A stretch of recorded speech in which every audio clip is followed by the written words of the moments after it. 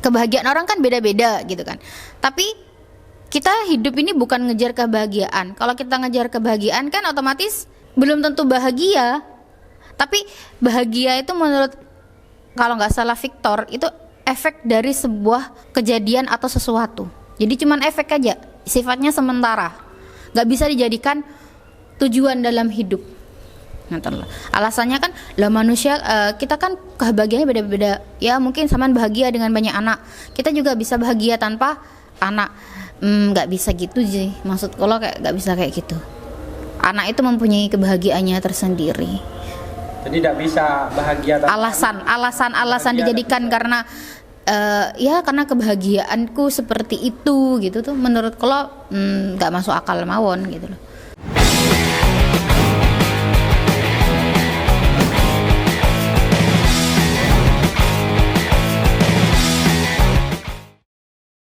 Yahoo Minasai.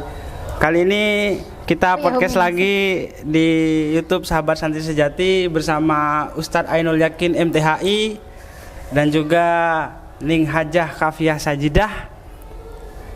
Beliau pakar feminisme, sedangkan beliau pakar kitab. Tema kita kali ini akan membahas tentang child free yang ramai diperbincangkan di media sosial.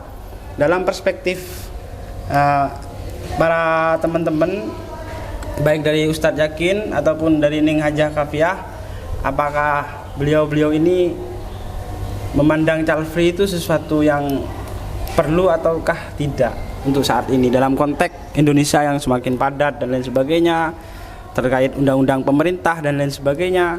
Monggo kita tidak usah pakai aturan-aturan, podcastnya kita ngalir saja ya, Tat. Bicara yang pingin bicara monggo ngomong, yang pingin diam ya diam saja. Kita sambil ngobrol saja. Oke, terima kasih. Ustadz Abdullah yang sebagai kameramen silahkan makan dulu sana biar dah minta nasi kau. Kamera tinggal saja dah. Ayo sekarang dari Ustadz Yakin dulu terkait dengan Calvio. Ning Kafiah dulu, monggo. Ning Kafiah. Bukan Kafiar ya, Kafiah. Bukan maksudnya menurut gimana? Jenengan child free ini kok gimana kalau menurut jenengan? Ya, kan ramai kan diperbincangkan. Kodrat perempuan kan mestinya ingin punya anak dan lain sebagainya. Bukan. Tapi sekarang lagi ngetrend yang namanya child free. Child free niku mungkin ngetrend di generasi Gen Z. Gen Z itu kelahiran 2000-an ke atas. Dimana mereka merasa bahwa ketika mereka tidak sanggup atau tidak mampu bertanggung jawab atas seorang manusia yang lahir ke bumi, mereka memutuskan untuk sudahlah, mending gak punya anak sama sekali. Banyak sekali kekhawatiran yang mereka rasa sehingga memutuskan untuk tidak mempunyai anak. Salah satunya yang mungkin tadi overpopulasi. Untuk Indonesia kan luas. Nah, kalau menurut saya malah justru Indonesia itu bukan overpopulasi, hanya saja belum ketekannya di situ toh. Apa belum ketekan itu? Ngumpulnya ya di situ aja. Penyebarannya itu nggak diatur sedemikian rupa. Jadi fenomena ini sudah terjadi, bahkan sudah dialami oleh Jepang dan Korea. Rata-rata orang sana anak mudanya itu nggak mau menikah. Kalaupun mau menikah, mereka memutuskan untuk tidak mempunyai anak karena biaya pendidikan, biaya hidup di sana itu yang semakin tinggi. Sehingga pemerintah di sana justru malah kelabakan. Memang belum merata Indonesia itu ya. Artinya harusnya kayak pemerintah Belanda kayak dulu itu kan, orang Jawa dikirim ke Sumatera untuk populasi transmigrasi dan lain sebagainya ya. Okay. Sedangkan kita mengalir saja sesuai kebudayaan. Bahkan kadang orang tua gak mau anaknya dilepas. Kalau nikah nanti dibuatkan rumah di sekitar, ngumpul belu ketekan semua di situ. Gitu kan maksud jenengan? Monggo Ustadz Yakin. Ya berarti kan kalau dari kajian kitabnya itu ya, ini berangkatnya dari banyak faktor sih. Kalau memang nanti faktor ekonomi seperti apa, Yang jelas beberapa hari yang lalu juga sempat diskusi itu kan menyimpulkan pendekatan, ada beberapa pendekatan yang bisa kita pakai. Jadi salah satunya yaitu tentang azl. Azl itu yang meletakkan sperma tidak pada tempatnya. Iya, coba buang ke Jakarta. Ya terserah ada mau dibuang kemana itu. Tapi yang jelas saya sempat disinggung sebenarnya oleh Imam Ghazali itu dalam Ihya-nya, non. Ada beberapa alasan kalau memang nanti azl itu tidak dimakruhkan dengan alasan daf'ul walad, daf'u khurujil walad, artinya menolak lahirnya seorang anak. Setidaknya azl itu dimakruhkan karena ada beberapa niat yang dinilai kurang baik menurut Imam Al-Ghazali. Ibaratnya begini, non. Fa in qulta fa illam yakun al-azlu makruhan min haitsu innahu daf'un liwujudil walad fala yabudu ayyukraha li ajli niyat al-ba'isa alaihi la yab'asa alaihi illa niyatun fasidah fiha syai'un min syawaibi syirkil khafi fa aqulu an niyat al-ba'isa al-azl khamsun. Yang pertama al-awwal fis sarari ma huwa sarori itu hifdil milki alal halak mistihqaqil litak, kalau kasusnya budak dan sekarang sudah tidak ada. Nah yang kedua ini banyak juga dialami, yaitu asaniyatu istibqa'u jama'il mar'ah wa samaniha.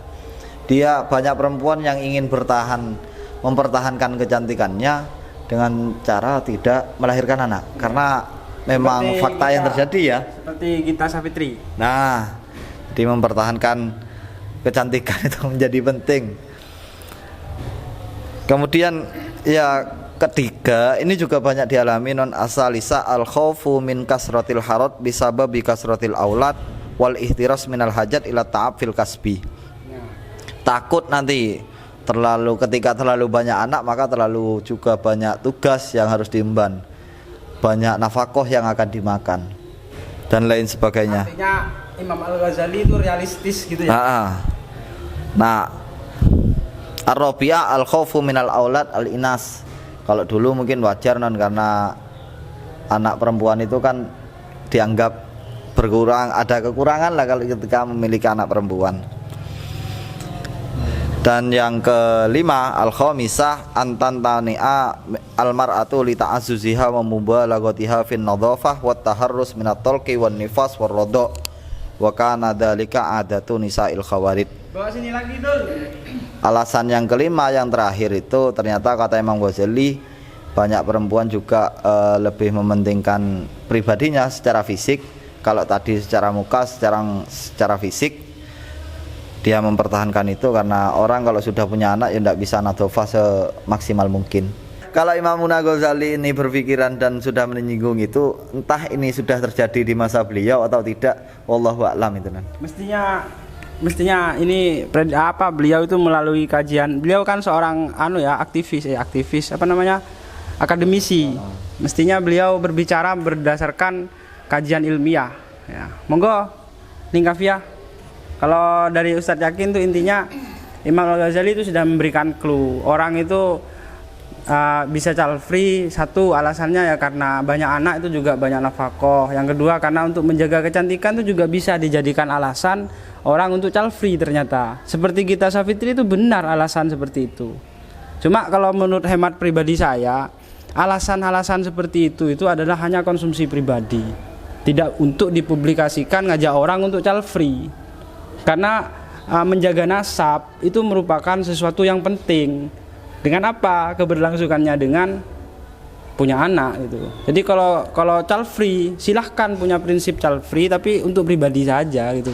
Bukan untuk dipublis dan ngajak-ngajak orang. Mungkin seperti itu Tat ya. Yeah. Kesimpulan jenengan ge. Ya betul.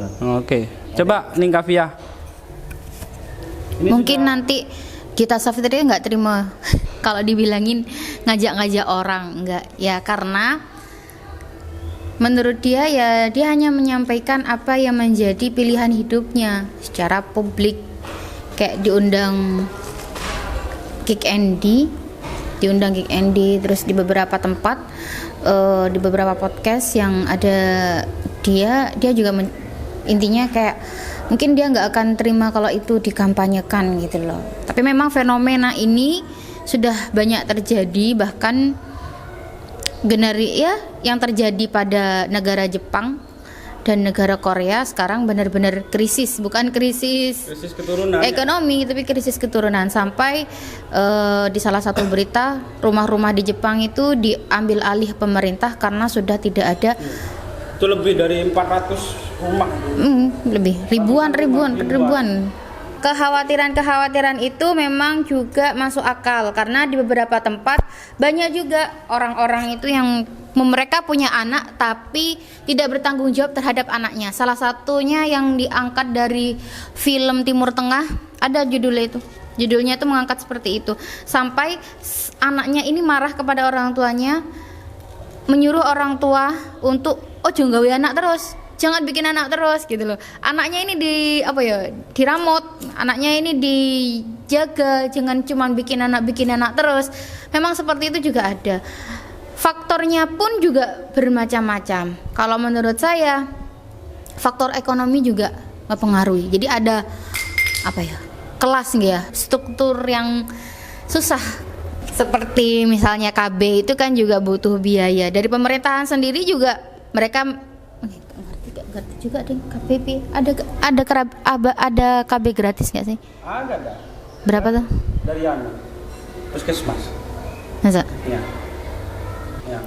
Jadi KB seakan-akan gini, KB itu dibebankan kepada perempuan. Rata-rata orang yang KB itu perempuan. KB suntik, KB pil, KB spiral, KB susu, KB apapun itulah, rata-rata semuanya yang mengkonsumsi laki-laki. Sebentar, rata-rata laki-laki itu ada cuman 2. Kalau enggak kondom, vasektomi. Itu tok. Yang kita tahu bahwa efek samping dari obat, suntikan itu semua yang merasakan adalah perempuan. Hampir rata-rata perempuan. Nah, akhirnya para ilmuwan difasilitasi oleh US, ya pokoknya dari US lah, pemerintahan US, mereka membuat pil kontrasepsi untuk laki-laki. Ya, terus pil tersebut ini fungsinya, reaksinya untuk melemahkan sel telur untuk capek ke induk telur selama 3 jam. Intinya dilemahkan saja selama 3 jam. Tapi ini masih diuji coba kepada tikus dan kelinci dan berhasil. Belum diuji coba kepada manusia. Astagfirullahaladzim. Dan hebatnya lagi, pil KB ini juga ditemukan oleh ilmuwan Indonesia yang berasal dari ekstrak tanaman gandarusa yang diprakarsai oleh dosen almarhum Profesor Bambang Prajogo Eko Wardoyo, guru besar farmasi Universitas Airlangga. Beliau sudah melakukan riset sejak tahun kurang lebih 2013 dan untuk saat ini sedang memasuki uji klinis tahap 3. Berikut cuplikannya bisa dilihat di Kompas Humaniora, ekstrak gandarusa untuk kontrasepsi pria. Jadi yang bisa bisa KB sekarang bukan hanya perempuan. Memang efek melahirkan, efek KB itu semua dirasakan oleh perempuan. Setuju kan? Laki-laki memang egois. Ya bukan laki-laki egois, cuman sistem yang sudah ada ini kurang berfokus atau kurang perhatian kepada kaum perempuan. Berarti ini kita ada beda pendapat. Enggak ada yang beda pendapat. Loh. Tentang child free. Iya, tapi menurut kalau child free itu nggak masuk akal sih, maksudnya nggak bisa sih dijadikan pedoman. Itu adalah suatu kebenaran atau dijadikan prinsip hidup, itu nggak bisa. Soalnya alasannya misalnya kebahagiaan orang kan beda-beda gitu kan. Tapi kita hidup ini bukan ngejar kebahagiaan. Kalau kita ngejar kebahagiaan kan otomatis belum tentu bahagia. Tapi bahagia itu menurut, kalau nggak salah Victor, itu efek dari sebuah kejadian atau sesuatu. Jadi cuman efek aja, sifatnya sementara, nggak bisa dijadikan tujuan dalam hidup. Alasannya kan lah manusia, kita kan kebahagiaannya beda-beda. Ya mungkin Saman bahagia dengan banyak anak, kita juga bisa bahagia tanpa anak. Nggak bisa gitu sih, maksud kalau kayak nggak bisa kayak gitu. Anak itu mempunyai kebahagiaannya tersendiri. Jadi tidak bisa bahagia tanpa Alasan dijadikan karena ya karena kebahagiaanku seperti itu gitu tuh, menurut kalau nggak masuk akal mawon gitu loh, tidak masuk akal. Oke, saya bisa nangkap menurut Ning Kafia. Campur-campur kalau mau. Bukan kaviar ya. Sing pil KB sing Kebahagiaan itu bermacam-macam definisi dan itu hanya efek saja. Jadi ketika dijadikan sebuah alasan untuk tidak punya anak, itu tidak benar menurut beliau. Ngoten nggih. Dan beliau coba mengungkapkan sebuah fakta seperti di Korea dan Jepang, di mana itu menjadi masalah nasional sekarang di negara mereka terkait dengan kurangnya populasi anak. Bahkan tercatat hanya sekitar 1000 berapa sekitar 1 tidak sampai jutaan untuk generasi yang umur belasan sampai sekarang di Jepang itu. Jadi monggo yang ingin pindah ke Jepang, di sana banyak rumah kosong ribuan. Monggo teryakin kasih masukan lagi. Kayaknya ada beda pendapat soalnya kita. Tapi ada praktek yang child free ini saya tidak pahamnya begini Gus. Ada sebagian orang yang mengatakan bahwa child free itu yang dimaksud child free